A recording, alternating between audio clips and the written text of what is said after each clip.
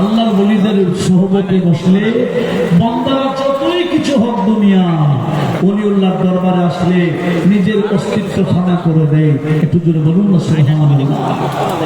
এই যে ফানা আনিল হাওয়া, যেটা এই মনের চাহিদাকে ফানা করে দিতে হবে, এটা হচ্ছে ওলিউল্লাহর দরবারের অন্যতম শিক্ষা। আজকে আমরা এই মূল শিক্ষাগুলো নিচ্ছি না, ওলিউল্লাহদের সোহবত থেকে এই বিষয়গুলো আমরা ধারণ করছি না। আমরা ওলিউল্লাহদেরকে মহব্বত করি, জাস্ট কতটুকু জিয়ারত করি, আসি ওরসে পাকে মাহফিলে চলে যায়, কিন্তু ওনাদের জীবন কি, ওনাদের মূল নীতি কি, এই মূল নীতিগুলো আমরা স্টাডি করছি না। এই ফানা আনিল এরাদা করে দিতে হবে। এরাদা মানে উদ্দেশ্য, রাজা উদ্দেশ্য থাকতে হবে আল্লাহর সন্তুষ্টি। এখানে রাজা দুনিয়াবি কোনো সন্তুষ্টি, কারো সন্তুষ্টি কেমন না। ওলিউল্লাহদেরকে সব সময় দেখা যায় ওনারা যতই কিছু করে এটার পেছনে ওনাদের উদ্দেশ্য আল্লাহকে রাজি করা। কথা বলুন ঠিক না? এই গৌসিয়তের অন্যতম মূলনীতি হচ্ছে রাজা, সবকিছু তসলিম করা। আল্লাহ যা তাকদীরে রেখেছেন, আল্লাহ আমাদের জন্য যা বন্টন দিয়েছেন, এগুলোতে সন্তুষ্টি হয়ে যাওয়া, এতটুকুতে রাজি হয়ে যাওয়া, এটা ওলিউল্লাহদের অন্যতম একটা শিক্ষা। একটু জোরে বলুন না সুবহানাল্লাহ। কিন্তু আমাদের কি চাহিদার কোনো শেষ আছে? আমরা দুনিয়াতে এত বেশি চাহিদা, টাকা দেশে রাখতে না পারলেও বিদেশে প্রচার করে দিই। এরপরও আমরা টাকা অর্জনের নেশা ছাড়তে পারি না। বিল্ডিং একটার পর আরেকটা করি, ওই আখিরাতের ওই বিল্ডিং এর কথা আমাদের মনে নাই। যতই কিছু করি না কেন, এই দুনিয়াতে যতই বড় বিল্ডিং এ থাকি না কেন, কিন্তু ওই খবরের মধ্যে কি এরকম কোন আরাম আয়েশ পাওয়া যাবে? পাওয়া যাবে যদি এই দুনিয়াতে ওলিউল্লাহদের এই প্রধানকে অনুসরণ করি। আমরাও যদি আল্লাহর ওলি হতে পারি, আমার আলা হযরত সেই কথাকে এভাবে বলেছেন, হে বান্দাগণ, প্রত্যেকটা জিনিসের এক একটা টাইম আছে। আসলে দুনিয়া এটা আরাম করার টাইম না, এই দুনিয়া আরামের সময় নয়। আল্লাহর বান্দাদের আরামের সময় হবে বান্দাকে যখন কবরে ঢুকাই দিবে। আল্লাহ বলিগণ আরাম করে রেস্ট করে কোথায় গেলে?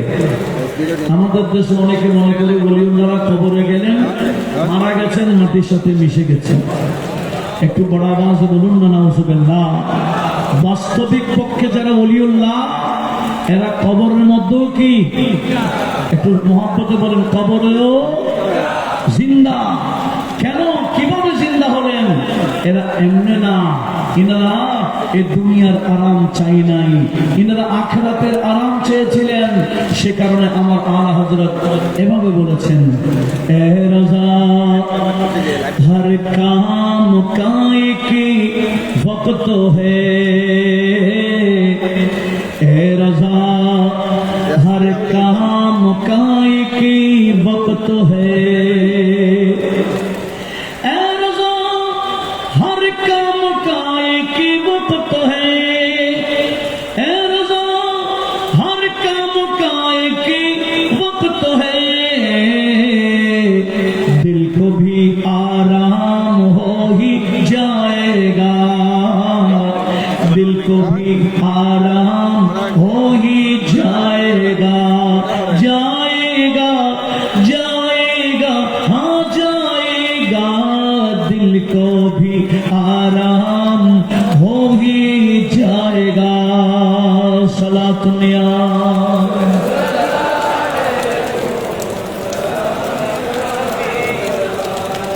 আল্লাহর ওলিরা মুখে যা ইচ্ছা তা বলেন না, বেহুদা বেকার কথা আল্লাহর ওলিগণ বলেন না।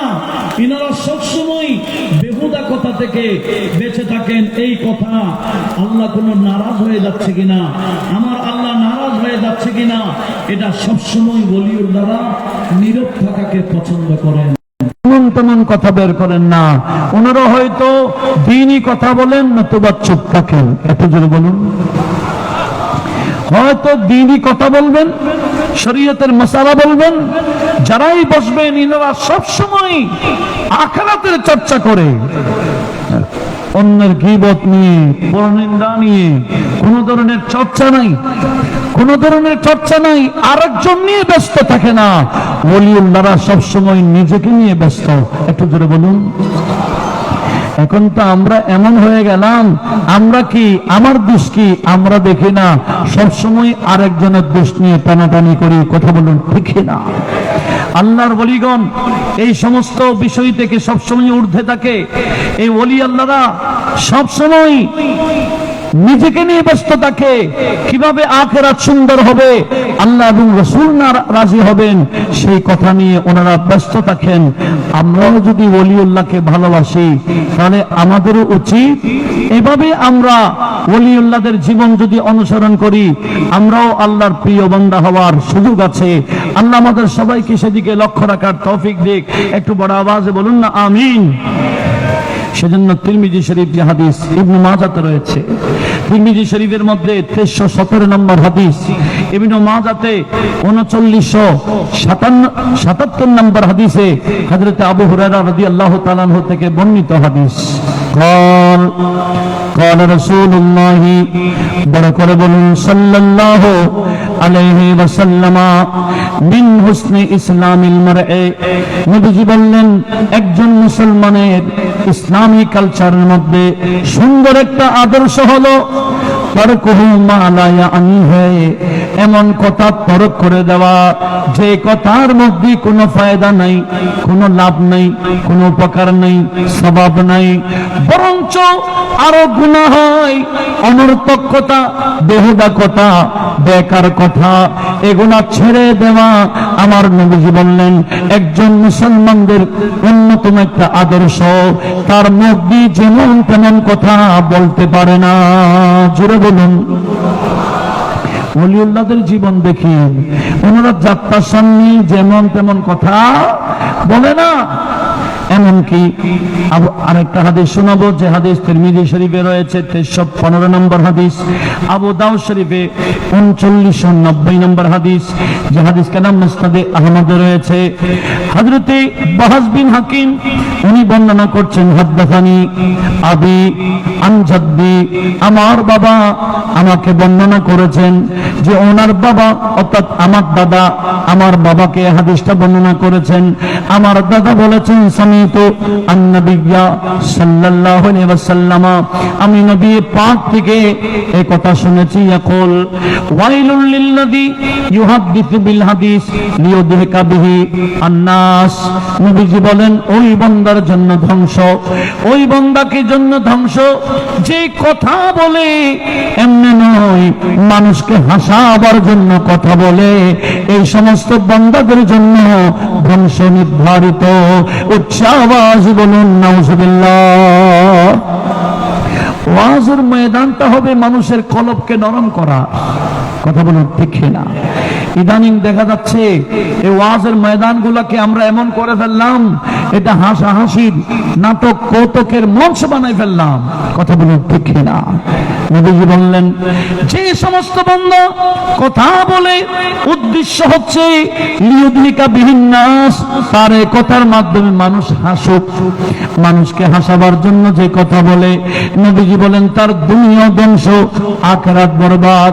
সেজন্য আল্লাহর ওলিরা ওনাদের খানকা বলেন, ওনাদের বৈঠক বলেন, ইনাদের বৈঠকে গেলে আল্লাহর বান্দাদের কাছে সব সময় আল্লাহর শরণ এসে যায়। জোরে বলুন।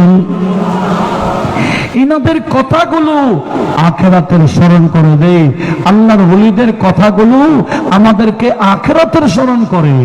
সেজন্য নবীজি বলছেন ওই আল্লাহর বান্দাদের বৈঠক শ্রেষ্ঠ বৈঠক, যাদেরকে দেখলে আল্লাহর স্মরণ এসে যায়, যাদের কথা শুনলে মানুষের আখিরাতের স্মরণ এসে যায়, ওই বৈঠক হলো আল্লাহর জমিনের মধ্যে শ্রেষ্ঠ বৈঠক। একটু জোরে বলুন সুবহানাল্লাহ। আল্লাহর বলিগণ বাস্তব ছাড়া বলি, ইনারা মানুষকে এগুলাই শিক্ষা দেয়, এগুলাই শিক্ষা দেয়, নিজেও চলে, ওনার মুরিদ গুলাকে এভাবে গাইড করে। সেজন্য তো আমরা হাক্কানি রব্বানি আল্লাহর বলি যারা, আলেম ওলামা যারা, বাস্তব বলি যারা, ইনাদের হাতে হাত দিই, ইনাদের ওয়াদা মোতাবেক চলি। কেন? ইনারা যেভাবে আল্লাহর ওলি হয়েছেন, আমরাও যাতে আল্লাহর ওলি হওয়ার চেষ্টা চালাই, সেই কথা আমার আল্লাহ বলেছেন, ওয়াত্তাবি' সাবিলা মান আনাবা ইলাইয়া। যে সমস্ত বান্দারা যেই কথা বলে, যে আমল করে, যেভাবে সৃষ্টি থেকে বিমুখ হয়ে, যেভাবে মনের চাহিদাকে একেবারে কোরবান করে দিয়ে নিজের বড় আশা করেন না, সবসময় দুনিয়া অর্জনে থাকেন না, আল্লাহ এবং রাসূলের সেই সান্নিধ্য, কুরবত, নৈকট্যতা অর্জনের মধ্যে যারা থাকে, আল্লাহ বলেন তোমরা চাইলে ইনাদেরকে অনুসরণ করো, দেখবে ইনারা যেভাবে আমার প্রিয় হয়েছে, তোমাদেরকে আমি আল্লাহ প্রিয় বানাবো। এমনি না, ইনাদের পিছনে আসতে হবে। একটু জোরে বলুন। দেখেন ওসি গৌসুল আজম সেই মূল নীতিগুলো আমাদেরকে দিয়েছেন, আমরা যাতে এই মূল নীতিগুলোকে অনুসরণ করি। কিন্তু এখন তো আমরা উপরেরটা দেখেছি, আসল ভিতরের বাস্তব হাকিকত দেখিনি। এই হাকিকত দেখার জন্য এই উসুলাতগুলো আমাদেরকে স্টাডি করতে হবে। এই মূল নীতিগুলো যদি আমরা স্টাডি করে সামনে রেখে আমাদের জীবনটাকে উসুল অনুযায়ী, এই কানুন অনুযায়ী, এই নিয়ম অনুযায়ী, এই ভিত্তি অনুযায়ী নিজেও পরিচালিত হয়, নিজের ফ্যামিলিকেও যদি এভাবে গাইড করতে পারি, দেখবেন আমাদের দুনিয়া আখিরাত কামিয়াব। কথা বলুন ঠিক না? সেজন্য আজকে আমাকে যে বিষয়গুলো দেওয়া হয়েছে তার মধ্যে অন্যতম বিষয় হচ্ছে এই তিনটি মূলনীতি গৌসিয়তের। একটা বললাম ফানা আনিল খালাক, এই সৃষ্টিকে, এই সৃষ্টির চাহিদা, এই লোভ লালসা আমাদেরকে সবসময় খেয়াল করতে হবে। সৃষ্টিকে রাজি করা আমাদের উদ্দেশ্য নয়, আমাদের উদ্দেশ্য হবে স্রষ্টাকে রাজি করা। কথা বলেন ঠিক না? আরেকটা যা চাই তা করা না, এটা সম্ভব না। আমাদের একটা শরীয়তের বাউন্ডারি আছে, এই শরীয়তের মধ্যে কোনটা হালাল কোনটা হারাম সেটা যাচাই করতে হবে। কি আমার জন্য বলা শুদ্ধ হবে, কোনটা বলা শুদ্ধ হবে না, এটা আমাকে জানতে হবে এবং আমল করতে হবে। শুধু তাই না, আল্লাহ যা দিয়েছেন এটার নাম কানাআত, সন্তুষ্টি, যথেষ্টতা। সেজন্য আমার নবীজি বলেছেন, উম্মত আমার, আমি তোমাদেরকে একটা বিষয় বলে দিচ্ছি, তোমরা সবসময় উপরের দিকে দেখবা। কিসের বিষয় জানো? ধর্মীয় বিষয়ে। ধর্মীয় বিষয় হলে তোমার থেকে যিনি বড়, তোমার থেকে যিনি বড়, ওই ব্যক্তিকে দেখো, যাতে ওই ব্যক্তিকে তুমি অনুসরণ করতে পারো। তোমার থেকে যিনি বেশি জানেন, তোমার থেকে যিনি বড় আলেম, ধর্মীয় বিষয়ে, দ্বীনি বিষয়ে তুমি সব সময় তোমার উপরেরটাকে দেখবা। আর যখন দুনিয়ার বিষয় আসবে, এই দুনিয়ার বিষয়ে তুমি তোমার উপরেরটা দেখবে না, তোমার থেকে যিনি নিচে ওই বান্দাকে দেখবে। তখন তোমার অন্তরে কানাত এসে যাবে, যথেষ্টতা এসে যাবে, শুকরিয়া এসে যাবে। তখন আল্লাহ যে তোমার জন্য যা দিয়েছে এটা তুমি মনে মনে খুশি হয়ে যাবে। জোরে বলুন সুবহানাল্লাহ। এখন তো আমরা দেখি দুনিয়ার বিষয়ে উপরেরটা। আমার কাছে বিল্ডিং ধরেন 6 তলা, আমি দেখি ওনার তো 10 তলা হয়েছে, আমার তো ছোট। নবীজি বলেন না, এই দুনিয়ার বিষয়ে উপরেরটা দেখবে না। তোমার পার্শ্ববর্তী আরেকজনের ঘর, ভাঙ্গা ঘর, তোমার তো বিল্ডিং আছে, আরেকজনের ভালো ঘরও নাই, তুমি তাকে দেখো, দেখবে তোমার ভিতরের মধ্যে এই রাজাটা এসে যাবে, এই সন্তুষ্টি এসে যাবে, কানাত এবং যথেষ্টতা তোমার অন্তরের মধ্যে সৃষ্টি হয়ে যাবে। একটু জোরে বলুন না সুবহানাল্লাহ। মানে আজকের এই মাহফিল থেকে আমরা যদি এই বিষয়গুলো ধারণ করতে পারি, এই বিষয় যদি আমরা মনে রাখতে পারি, দেখবেন আমাদের দুনিয়া কামিয়াব, আখিরাত কামিয়াব, কোনো সন্দেহ ছাড়া। এই আল্লাহর ওলিদের এই অনুসরণ যদি আমরা যথাযথ করতে পারি, আল্লাহ আমাদের সবাইকে সে তৌফিক দান করুক। একটু মহব্বতের আওয়াজে বলেন না আমিন। আল্লাহুম্মা সাল্লি আলা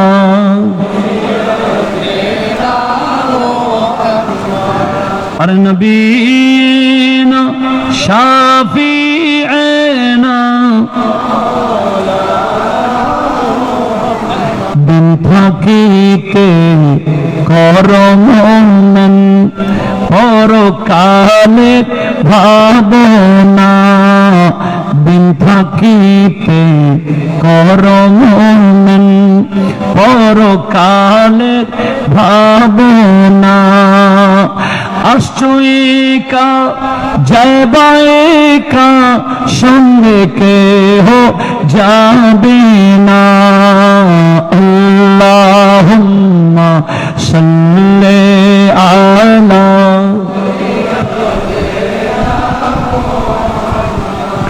নবীনা শাফিঈনা।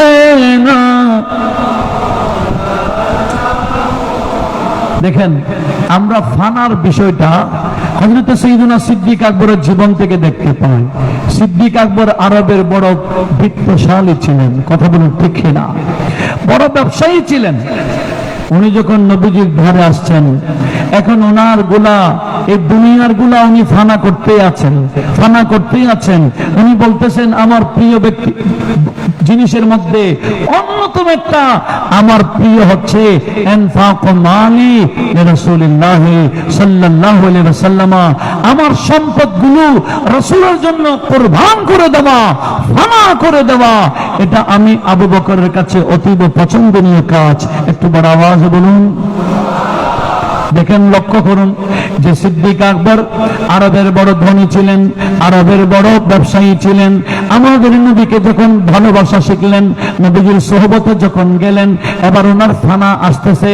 আস্তে আস্তে এই ফানাটা কেমন হয়ে গেল, সিদ্দিক আকবরের অর্জনের যা ছিল, যা সম্পদ ছিল, উনি একদিন পর একদিন কোরবান করতে করতে করতে করতে এক পর্যায়ে সিদ্দিক আকবর এমন ফকির হয়ে গেলেন। একদিন আমার নবীজির সামনে বসে আছে, সিদ্দিক আকবরের শরীরে একটা আবা আছে, জুব্বা আছে, যেই জুব্বার বোতাম ছিঁড়ে গেছিল, এই বোতাম লাগাবার পয়সা ওনার ছিল না, যার কারণে গাছ থেকে কাঠ কেটে উনি নিজেই বোতাম বানিয়ে লাগাই দিলেন। অথচ অল্প দামের বোতাম, পয়সা, এত পয়সা ওনার ছিল না যে দোকান থেকে বোতাম কিনবে আর লাগাবে। অথচ উনি বিশাল একজন শিল্পপতি ছিলেন, এখন বোতাম লাগাবার সেই পয়সা ওনার নাই। এই পয়সাগুলো উনি এভাবে ফানা করে দিলেন। জুড়ে বলুন। একটু প্র্যাকটিক্যাল দেখেন, প্র্যাকটিক্যাল। ফানা যখন করে ফেললেন, বসে আছেন নবীজির দরবারে, বোতাম লাগিয়ে, কিসের বোতাম? নিজে বানিয়েছেন বোতাম, কাঠ দিয়ে বোতাম বানাইছেন। তখন আমার আল্লাহ জিবরিল আমিকে পাঠাইলেন, আরে জিবরিল যাও, আমার বন্ধুকে সালাম দিবা। বন্ধুর পাশে ওনার বন্ধু বসে আছে আবু বকর, ওনাকেও আমি আল্লাহ সালাম দিয়েছি বলবা। আর জিজ্ঞেস করতে বলবে, আমার বন্ধুকে বলবেন, হে ইয়া রাসূলুল্লাহ, আপনার পাশে আপনার বন্ধু বসে আছে, যে বন্ধু অনেক বড় শিল্পপতি ছিলেন, অনেক বড় ব্যবসায়ী ছিলেন, আজকে আপনার বন্ধু বোতাম কেনার পয়সা রাখেন না, এত বেশি ফকির হয়ে গেলেন, ফানা করে দিলেন সবকিছু। ইয়া রাসূলুল্লাহ, রব্বুল আলামিন আপনাকে বলেছেন বন্ধুকে ডেকে এই কথা জিজ্ঞেস করার জন্য। এই ফকির অবস্থায় আবু বকর আল্লাহর উপর রাজি আছে কিনা?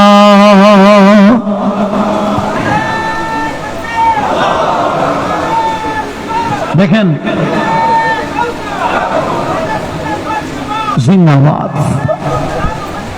জিন্দাবাদ। ফকিরি অবস্থায় জিবরিল আমিনকে পাঠিয়ে আমার আল্লাহ জিজ্ঞেস করাচ্ছেন যে আবু বকর আল্লাহর উপর রাজি আছে কিনা।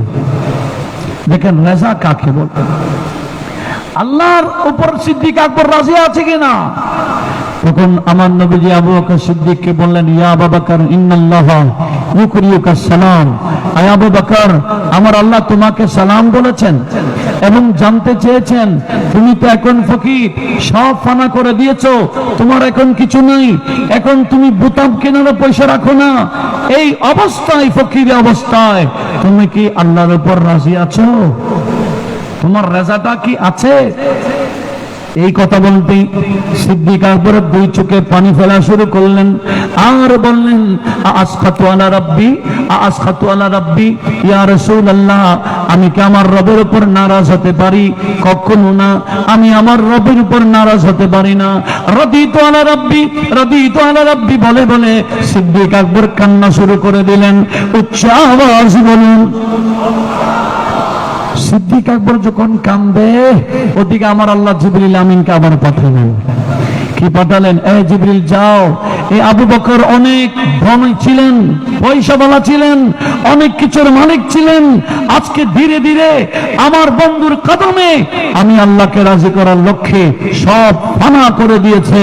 এখন সিদ্দিক আকবর যখন এই ফানা অবস্থায়, সবকিছু কুরবান করা অবস্থায় আমি আল্লাহর উপর রাজি বলছি, ঠিক আছে তুমি কোরআন শরীফের আয়াত নিয়ে যাও, ওয়ালা সাউফা ইয়ারদা, আমি আল্লাহ আবু বকর সিদ্দিককে রাজি করব।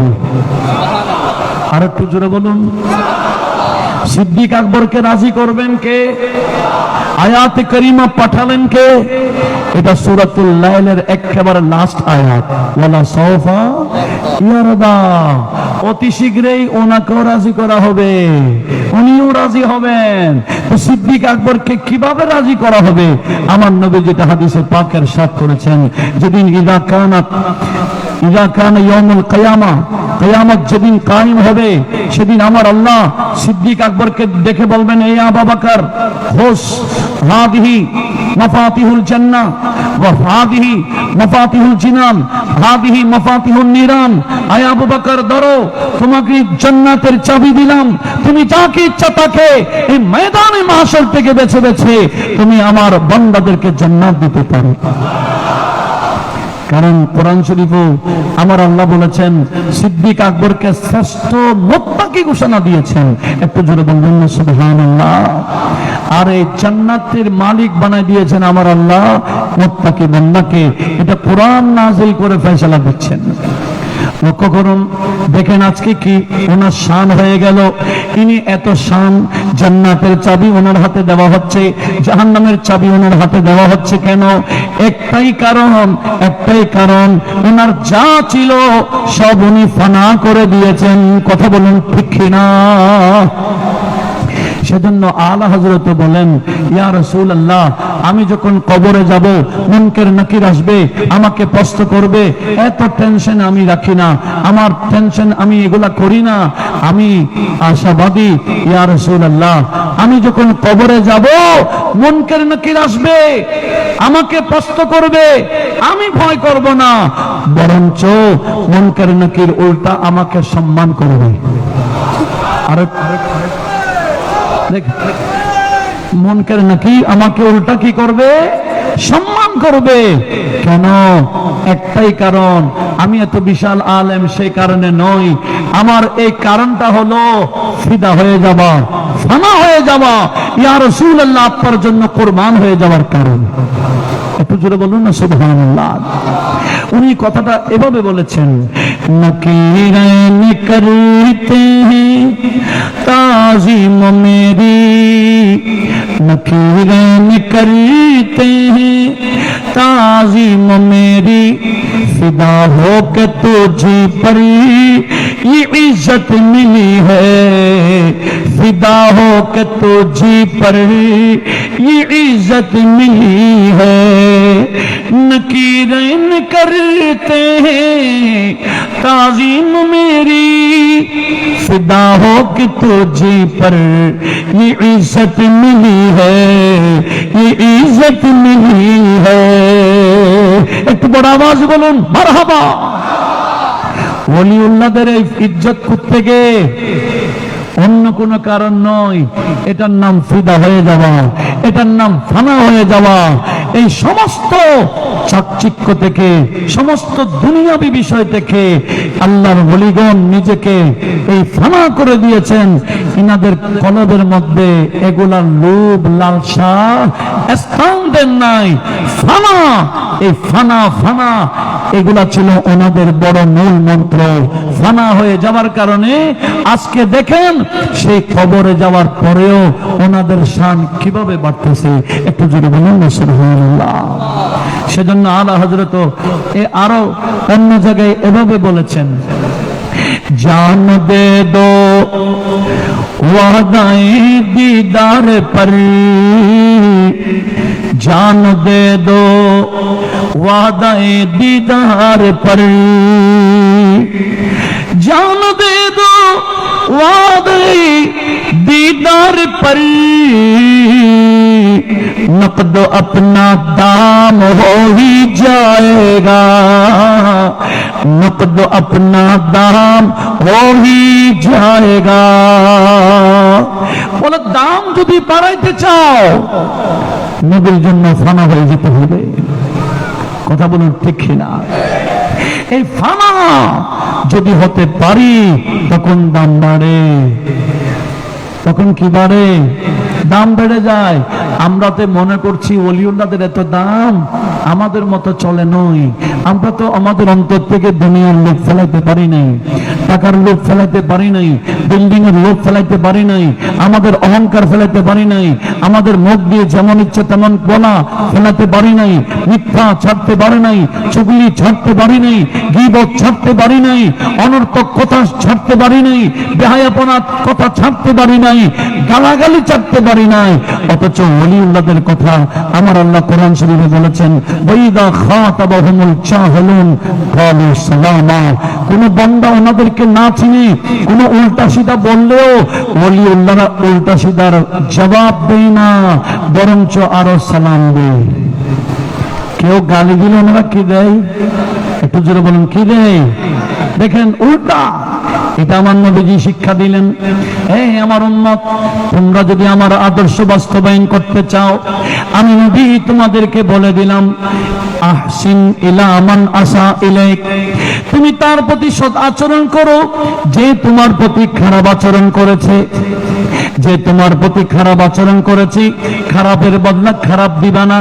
আমি নবী শিখাই দিচ্ছি, যে তোমার প্রতি খারাপ আচরণ করেছে তুমি তার সাথে ভালো আচরণ করো। ওয়াফু আম্মান যালামাক, তোমাকে যে জুলুম করেছে, তোমার উপর অন্যায় করেছে, তুমি অন্যায়ের প্রতিশোধ নিবা না। আমি নবী বলে দিলাম, ওয়াফু, তাকে ক্ষমা করে দাও। উচ্চ আওয়াজ বলুন সুবহানাল্লাহ। এগুলা কিন্তু অনেক কঠিন। আমরা তো এগুলো অনেক কঠিন। জুলুম করলে আমরা প্রতিশোধের আগুনে দাও দাও করে জ্বলি। কথা বলুন ঠিক কিনা? আল্লাহর বলিরা, আমাদের নবীর আদর্শ যাদের কাছে আছে, এরা কিন্তু প্রতিশোধের আগুনে জ্বলে না। যারা জুলুম করে, এই জুলুমকারীদেরকে ওনারা অন্তর থেকে ক্ষমা করে দেয়। একটু জোরে বলুন না সুবহানাল্লাহ।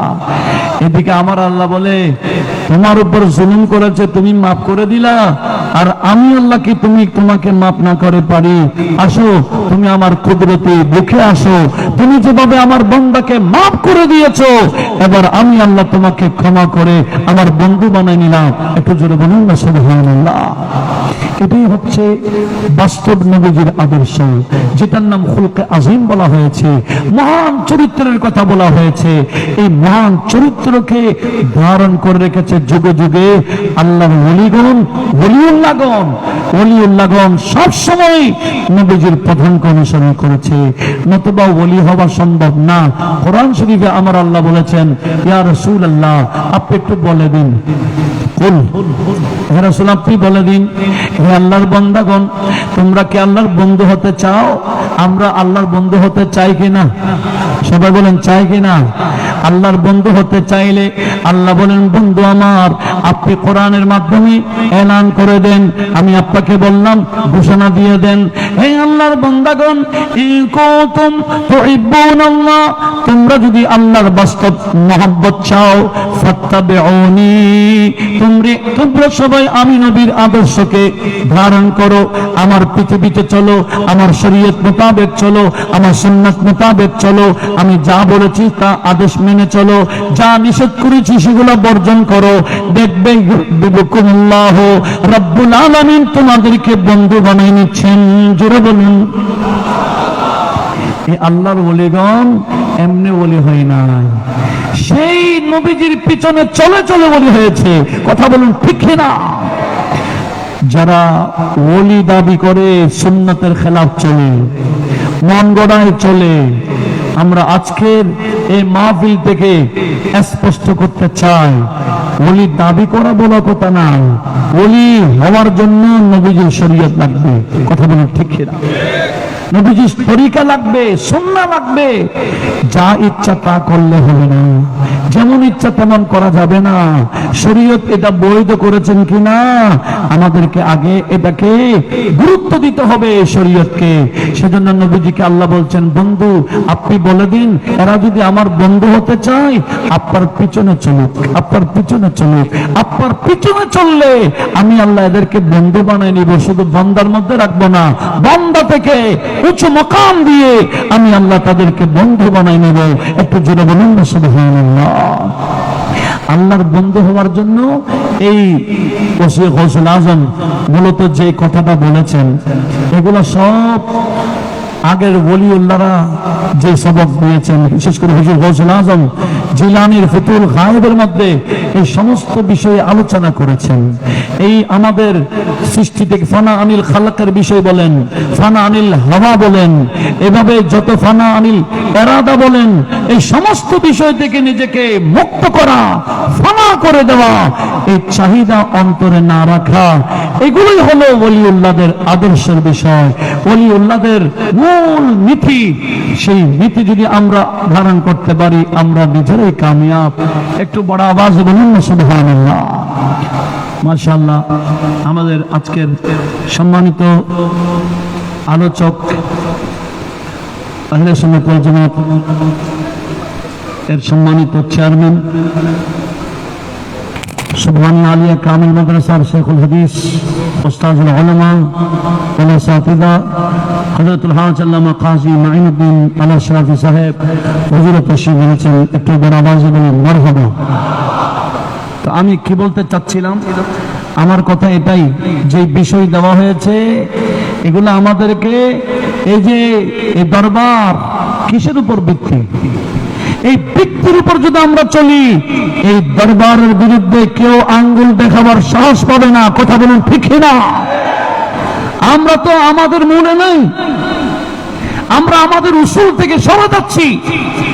আলহামদুলিল্লাহ, এই সৃজনশীল তাকরীর লাগবে, এই বিষয় ভিত্তিক তাকরীর যদি চলে, এই দরবারের মূল নীতি যদি আমরা উপস্থাপন করি তখন আমরা যাচাই করতে পারবো আসলে মেজবান্ডার দরবারের উপর কারা আছে। কথা বলুন ঠিক না? এই দরবারের উসুল যদি আমরা উপস্থাপন করতে পারি, এই বিষয়গুলা ওনারা যে শিক্ষা দিয়েছেন মূল নীতিগুলা যদি আমরা উপস্থাপন করতে পারি দেশবা গোটা এলাকা বিশ্ব দরবারে, তখন এই দরবারের পক্ষে কারা আছে, এই দরবারের নাম দিয়ে কারা বদনামি করে এটা স্পষ্ট হয়ে যাবে। কথা বলুন ঠিক না?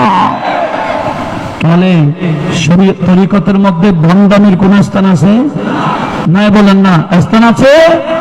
এখানে যে হাজরাতে কেরামের মাজারে পাক আছে, ইনারা বাস্তব ওলিউল্লাহ ছিলেন, সাহেবে শরীয়ত ছিলেন।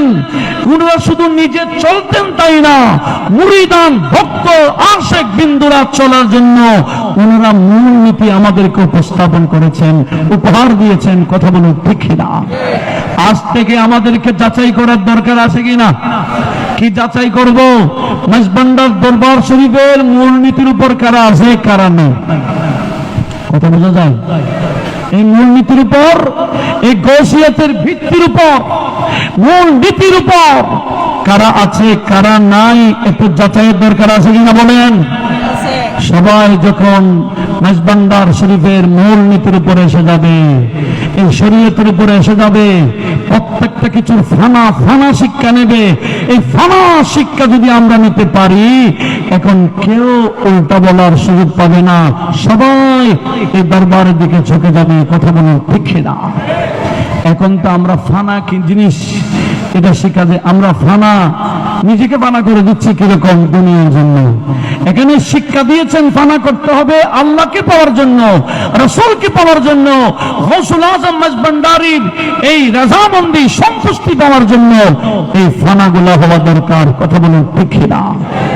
সেজন্য আমি ধন্যবাদ জানাচ্ছি, মুবারকবাদ জানাচ্ছি যে এই দরবারের সৃজনশীল কাজ চলছে। কথা বলুন ঠিক না? আপনাদের কাছে উপহারও দেওয়া হয়েছে, হ্যান্ডবিলও হয়েছে, কিতাবও বের হয়েছে মূলনীতির উপর। এগুলো শুধু রেখে দিলে হবে না, এগুলো নিজেকে পড়তে হবে, ছেলে মেয়েদেরকে পড়াইতে হবে। আজকে আমরা সুন্নি কি, আমরা বাপদাদা সুন্নি বিদায় নিজে সুন্নি হলে হবে না। সুন্নিয়তের মূল নীতিগুলো, সুন্নিয়তের আকীদাগুলো নিজেরাও শিখতে হবে, ছেলে মেয়েদেরকে শিখাইতে হবে। সুন্নিয়তের মূল নীতিগুলো, মূল আকীদাগুলো যখন আমরা শিখে ফেলবো, আমাদের ছেলে মেয়েদেরকে শিখাই ফেলবো, সুন্নিয়তের নামে কেউ উল্টা রাস্তা দিয়ে আসলে আমরা চিনে ফেলবো। কথা বলুন ঠিক কি না? উল্টা রাস্তা দিয়ে আসলে আমরা চিনব না। সেজন্য অনুরোধ জানাচ্ছি, সুন্নিয়ত কি সেটা আমাদেরকে জানতে হবে, শিখতে হবে, স্টাডি করতে হবে। আলহামদুলিল্লাহ এখন বাংলা কিতাবগুলো পাওয়া যায়।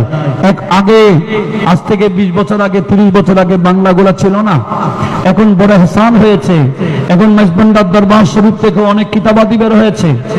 যেমন এই বসিয়তের মূল ভিত্তির উপরে একটা বই বের হয়েছে, খুব জরুরি একটা কিতাব, যে কিতাবের মধ্যে আমাদের আজকের সম্মানিত আলোচক আশরাফ হুজুর সহ বড় বড় ওলামায়ে কেরামের আর্টিকেল আছে, ওনাদের লিখনী আছে, কোরআন সুন্নাহর তত্ত্ব আছে, যেগুলো অতীব প্রয়োজন জানা, নিজেও জানতে হবে, ফ্যামিলিকে জানাইতে হবে।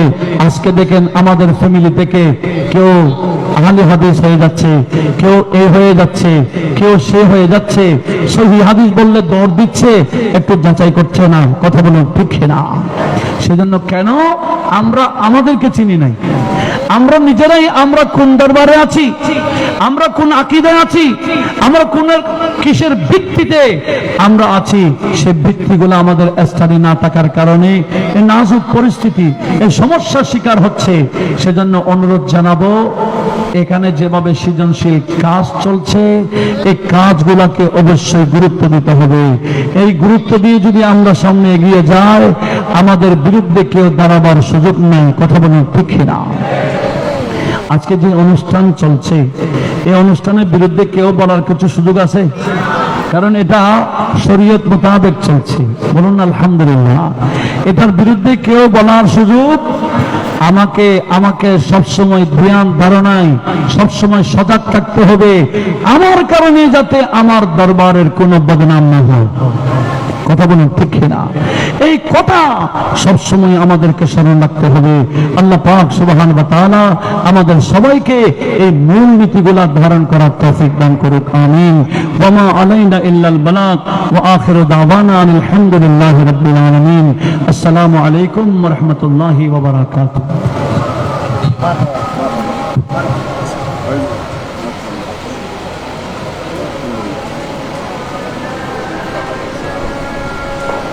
আলহামদুলিল্লাহ, শুকরিল্লাহ। আপনারা এখানে নামাজ আদায় করবেন, এখানে জামাত হবে। আমরা সবাই জোহর, আসর, মাগরিব এবং এশা এখানে আমরা আদায় করবো ইনশাআল্লাহ।